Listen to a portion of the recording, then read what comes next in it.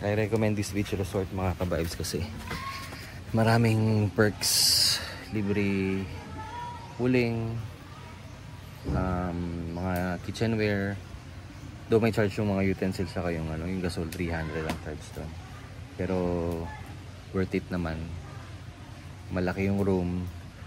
Yung sa family malaki, yung sa deluxe hindi ko lang sure, pero feeling ko malaki din. Konti na lang yung mga natirang tao dito, yung iba nagsiuwian na.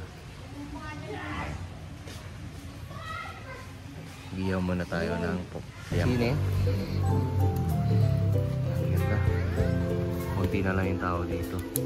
Ito yung mga family room nila to, for sure. Tapos doon yung mga deluxe nila.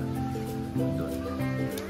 Tapos yung reception doon. Tapos may mga deluxe din yata doon, may family.